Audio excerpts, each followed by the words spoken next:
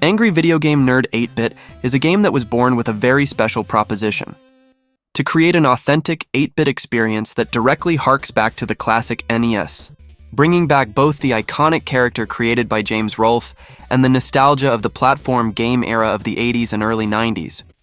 Development began around 2021, when Screenwave Media, responsible for AVGN content, announced on its podcast that it was collaborating with the Mega Cat Studios to produce the game. This studio is known for its focus on retro games and especially for developing for old hardware. It was the perfect choice to bring to life a title even released on cartridge for the original Nintendo NES, something that is practically rare nowadays and that proves the project's respect for the roots of classic video games. It is a passionate tribute, not only for fans of the character, but for a whole generation that grew up with 8-bit video games. This decision to release the game on physical cartridge for the NES, in addition to digital versions for modern platforms like PC, PlayStation, Xbox, and Nintendo Switch, reflects the care in serving both the nostalgic audience who values the original experience and contemporary players seeking the convenience of current platforms. This brings a distinct layer to the development, as the game needed to respect the rigorous technical limitations of the NES hardware, including restrictions on color palette, processing, and sound. Mega Cat Studios had to balance the visual and sound fidelity of 8-bit with a game that was fun, challenging, and modern in design, which is a very complex task, especially since the game seeks to evoke the feeling of Mega Man stages, an absolute classic of the NES. A huge technical and artistic challenge, but one that also serves to show that genuine passion for retro that is so palpable in the project. Throughout development, the team focused heavily on creating a game that was not just a visual homage, but also delivered challenging gameplay faithful to the style of the most difficult games of the time. With precise platforms, strategically positioned enemies, and memorable bosses that recalled the classic experiences of high difficulty. The objective was to make the player feel what the angry video game nerd himself feels in the series, that adorable and fun frustration with problematic games. The high difficulty is not a whim, but to ensure that the experience was true to the spirit of the retro titles. The level design features alternative routes, power-ups, and upgrades that strongly resemble the structure of 80s action and platform games, mixed with the acid humor and explosive personality of the character. These elements made the game not only a visual tribute, but a true continuation of Avgin's narrative and style. A particularly interesting aspect of the development was the insertion of full-motion video cutscenes with James Rolfe himself, creating a bridge between the game and the YouTube series, which enriches the immersion for historical fans. This demonstrates how the production was thought out in detail to maintain the character's identity beyond the gameplay, preserving the nerd's charisma and sarcasm in a format that mixes different media. For me, this decision was a genius move, as it not only delivers the classic game, but makes the player feel like they are truly participating in an episode of Avgin, something few games can achieve with such naturalness. The integration of live action with the 8-bit game itself creates a complete experience that reaffirms the talent and dedication involved in the development. Personally, I think this project represents a demonstration of deep love for video games, a kind of cultural manifesto that values the origins of game design and the passion of players who grew up with these consoles. Mega Cat Studios and Screenwave Media are not just making another game to sell. They are delivering a product made by fans, for fans, where every pixel and every musical note seems to have been thought out to awaken effective memories. This gives the game a soul that is not found in larger, more commercial productions, where everything becomes too polished and loses that crazy and fun essence of the old times. As someone who also greatly values this authenticity, I see Angry Video Game Nerd 8-bit as a true love letter to the golden age of 8-bits. Another point that deserves mention in the development is the care with control and responsiveness, especially considering the limits of the classic NES hardware. The game was designed to have precise, agile, and immediate controls, absolutely essential characteristics for the platform genre that requires millimetrically calculated jumps and quick reflexes. To replace the third button on a controller that originally has two, they used combinations that maintain fluid gameplay and fidelity to the limitations without losing functionality. This attention to detail caught my attention because it shows that the team truly understands what made classic games irresistible. The perfect combination of fair challenge and precision, something that is often neglected in contemporary games. The development concludes a natural evolution of the Angry Video Game Nerd franchise, which started as a video series and turned into digital games in the last decade, now reaching a level that embraces its purest retro legacy. The decision to condense and release multiple AVGene games in physical and digital versions becomes a celebration of the evolution not only of the series, but of the game market and pop culture itself. For those who follow the nerd's trajectory, this release was more than expected and represents a closing of the cycle with a taste of nostalgia, innovation, and respect. I consider that due to the context of development and the creative decisions involved, Angry Video Game Nerd 8-Bit solidifies itself as one of the best current examples of how retro games can be relevant and vibrant in 2025. The development of Angry Video Game Nerd 8-Bit is fascinating for its total commitment to nostalgia, quality, and authenticity. As a fan, I feel that the game honors the legacy of the character and the 8-bit era, and at the same time delivers a challenge and fun that would shine in the 80s. The love of the teams involved for retro culture is evident in every aspect of the project, from the level design to the cutscenes with James Rolfe, making it an unmissable title for fans of the nerd and the history of video games. This mixture of passion, technique, and respect for the past is what makes the context of the game's development so special to me. The gameplay of Angry Video Game Nerd 8-Bit is a true homage to classic 2D platformers, with a frantic and challenging pace that captures the essence of the legendary character created by James Rolfe. Playing as the nerd means facing hordes of classic enemies from his series, such as zombies, mechanical skeletons, and grim reapers, all in stages that closely resemble the style of the Mega Man games on the NES. This style is visible both in the level design and in the clear reference to the stage selection that harks back to Capcom's classic, something that, personally, brings a very strong nostalgia for those who, like me, grew up playing this type of game. In terms of control, the gameplay is resolved through a directional pad and 3 buttons, which allow you to jump, slide, shoot with the nerd's weapon, and charge a more powerful shot. The control response is immediate, which is essential in a platform game where timing and precision are crucial. This firm feedback gives a sense that the game is fair, even with its high difficulty, which is great for those who like a challenge. As frequent deaths are not the fault of the controls or unfair design, but rather a real test of the player's skill. One of the details that most caught my attention in the gameplay is the weapon upgrade system. In the middle of the stages, you can collect improvements that strengthen the attacks, but when taking damage, in addition to life, you also lose the weapon's level. This creates an interesting tension, as the player needs to play cautiously to maintain their power, but without losing the fluidity or pace of the action. This easy come, easy go dynamic adds an extra layer of strategy that I found quite engaging, as it forces a balance between aggressiveness and caution in the game. Another aspect I really liked was the presence of alternative routes in the levels. This design choice seemed very intelligent to me because it expands the possibility of exploration within an 8-bit game that is usually linear. This makes each stage richer, as you can find simplified paths if you have difficulty, or explore more complicated routes to find secrets and hidden items. For me, this gave a sense that the game is deeper than it might seem at first glance, and that there is a genuine care in offering an experience that pleases both casual and more hardcore players. The difficulty of the gameplay is faithful to what is expected from an NES game of its time, with moving platforms, deadly traps, strategically positioned enemies that reappear if you move away. It's that classic old-school difficulty that makes the player die many times before advancing. For me, it is perfect because it is challenging, but without seeming unfair, which can be overly frustrating. If the player dies, it is usually due to their own mistake, which keeps the game fair and addictive at the same time. The combat against classic bosses is an essential part of the gameplay, providing challenging battles that mark the game's progression. Each defeated boss contributes to breaking the corruption that has taken over the nerd's video game and the universe of games in general, which gives a clear sense of purpose to the player. These fights are intense, require patience and strategy, and reflect the spirit of old platform games very well. For those who, like me, enjoy a challenge that makes the time invested worthwhile, these battles are the highlight of the experience. Angry Video Game Nerd 8-Bit delivers gameplay that enchants with the balance between challenge and fairness, precise controls, and level design that invites exploration and nostalgia. The incorporation of the characteristic elements of the series and classic 8-bit games creates an experience that personally seems very authentic to me, full of personality, and that speaks directly to fans of retro games, action, and, of course, the video game nerd himself.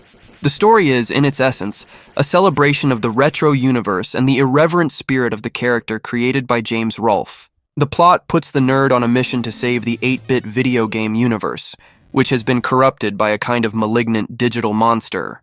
This threat has taken over the games, transforming enemies into zombie versions, cyborg skeletons, and grim reapers, elements that reinforce the atmosphere so dear to avid fans and classic games. For me, this simple but effective narrative keeps the player's attention focused on the action and the challenge, without losing the characteristic humorous tone of the series. The plot is developed through stages inspired by the angry video game nerd universe, where the player advances, facing specific enemies in each level, collecting power-ups, and exploring alternative routes that provide a sense of discovery. I found that this structure helps create a stronger connection with fans, who recognize references and inside jokes scattered throughout the game.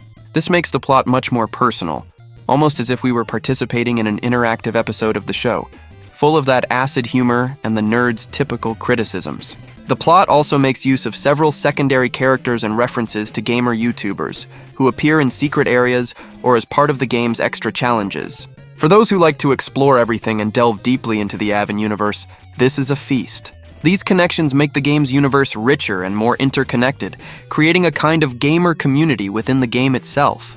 This is an element that shows the developers' care in pleasing both hardcore fans and casual players. Furthermore, the narrative is supported by a very 80s and 90s concept that strongly resembles the settings of old games, with the nerd literally entering inside the video game to save the day. This simple but nuanced plot is a return to the world of games that many of us grew up with, and for me, this has a special charm. It gives the feeling that it is an homage not only to the series, but to a whole era of video games that marked generations. The plot is not limited only to the main mission, but encourages the player to collect secret items like the shit pickle and find hidden areas that unlock playable characters and achievements. This brings a component of side story, where knowledge of the nerd's universe is rewarded with bonuses and Easter eggs. This design strategy makes the plot more intriguing and instigates exploration, which I consider excellent for a game focused on fans who like to delve into every detail. I think the story works very well because it maintains the balance between simplicity and identity. It is not a complex plot, but it is designed to create emotional connection and entertain with references and humor. In my experience, this bet made the game stand out not only as a tribute to Avon, but as a work that understands what its players expect: challenge, nostalgia, and fun with a personal touch from the nerd. The graphics of angry video game nerd 8-bit are one of the most prominent and debated elements of the game, mainly due to its commitment to a 100% retro aesthetic that directly references NES games from the 80s. The title was developed not only to look like, but to actually run on real NES hardware, adhering to the technical limitations of the time, which already demonstrates enormous dedication in terms of visual fidelity. The pixel art is intentionally crafted with an extremely limited, typical 8-bit palette, which creates a very nostalgic visual identity, but at the same time unique within the universe of the AVGN series. The result is an authentic feeling, which for me as a fan of retro games brings an almost sentimental immersion, reliving the atmosphere of the golden age of platform games. The graphic style follows a line very close to what classics like Mega Man offered, from which the game clearly draws inspiration. The enemies such as zombies, mechanical skeletons, and reapers are all represented with pixelated details that fit within the restricted resolution of the NES, but still manage to convey the absurdly cartoonish and sarcastic personality of the Avon series. The animations are simple, yet efficient, which for me ensures a balance between visual charm and functionality, without getting lost in exaggerations that would clash with the 8-bit style. It's curious how the game manages to convey the feeling of challenge and tension of old games, without falling into the visual exaggeration that modern films or games could cause. In my view, one of the merits of the graphic work of angry video game nerd 8-bit lies in the intelligent use of technical limitations to create visual humor.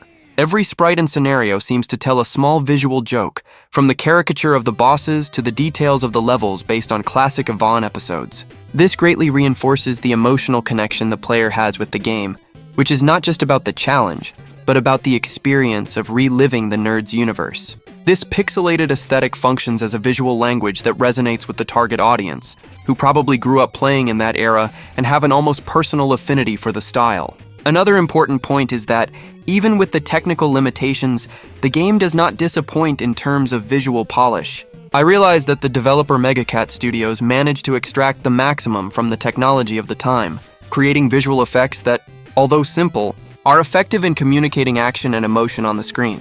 The movement of the characters and the pixelated sound effects are harmoniously matched with the visuals, culminating in a cohesive aesthetic that reinforces the game's atmosphere. This combination made me value even more the work of those who create games that respect their roots, without succumbing to the temptation of adding unnecessary or modern graphics that would break the atmosphere. Despite all this nostalgic fidelity, for me there was a great risk in making a game with such limited graphics in the present day, where most gamers are used to richer and more detailed visuals. However, AVGN 8-bit embraces this as a differential, delivering exactly what it promises: an authentic retro visual experience without compromises. This may push away players who have no connection with this style, but if you are a hardcore fan of the nerd or the niche aesthetic, the graphics are a true visual delight. My personal impression is that the graphics fulfill the most important role of a retro game, transporting the player to another era, not only in the gameplay, but in the complete atmosphere. Visually, the game also stands out for having an original physical version on a NES cartridge, which further reinforces its graphic and nostalgic proposal. Playing with this aesthetic on modern platforms with autosave options is an interesting mix for me, as it unites current practicality with the look and feel of decades ago. The choice to preserve the crude pixels, the limited colors, and the small layouts of the levels may seem simple, but it is an artistic and technical decision that made total sense for the game's proposal and its fans. The graphics, for me, are an exceptional example of how to return to the past with respect and creativity. They cause an emotional impact, harkening back to the golden age of the NES, but with a touch of avian humor and identity that makes them more than simple pixel art. The visuals are a triumph of technical limitation converted into charm, and therefore, personally, I think the game's graphics are the best possible visual translation of the nerd's essence and the love for old games. The game's performance impresses with its technical authenticity, mainly because this is not just another indie game with a retro look, but a title genuinely developed to run on 1985 hardware. That is, on the original NES with its meager 2 kilobytes of RAM. This already says a lot about what to expect. The game is not just a love letter to the past. It is literally limited by the same restrictions that plagued developers in the 80s, from the color palette to the number of enemies on the screen and the size of each stage section. When we play on modern versions for PS5, Xbox Series, PC, or Switch, we are essentially experiencing a port of a NES game, not the other way around. From a fluidity perspective, the game maintains the responsiveness we expect from the best 8-bit era titles, with precise controls that directly harken back to Capcom classics. The jump, the slide, and especially the shots with the zapper respond without perceptible lag, which is crucial in an action platformer where timing is everything. The physics may seem a little stiff at times in platforming, especially in sections with temporary platforms that disappear after a few frames, exactly like in the original Mega Man games, but it is difficult to determine if this is really a problem or an intentional part of the authentic retro charm. Personally, I believe it is intentional, because the team could easily have smoothed out these edges in the modern versions if they wanted to. What surprises me most about the technical performance is how they managed to compress the nerd's iconic curses into 8-bit audio clips that play every time you die or press start. Considering the brutal audio limitations of the NES, this is almost a technical miracle and adds a layer of personality that very few games can deliver. The soundtrack also deserves mention, with compositions that genuinely sound as if they came from an 80s cartridge, but with a more polished and energetic production than most games of that era could achieve. Something between the Capcom style and the work of Koji Kondo. On modern platforms, especially on PC and Steam Deck, the game runs flawlessly without any slowdown or frame rate issues. It's important to remember that we are talking about a title that technically should run at 60 FPS like most 8 and 16-bit games of the time, so on current hardware this poses no challenge at all. What is curious is that even running perfectly, the experience remains deliberately limited. You won't find advanced graphics options, widescreen, or any visual modernization because the game was built within the exact specifications of the NES. For some, this may seem like an unnecessary limitation, but I see it as an admirable commitment to the artistic vision. A technical aspect that cannot be ignored is the duration.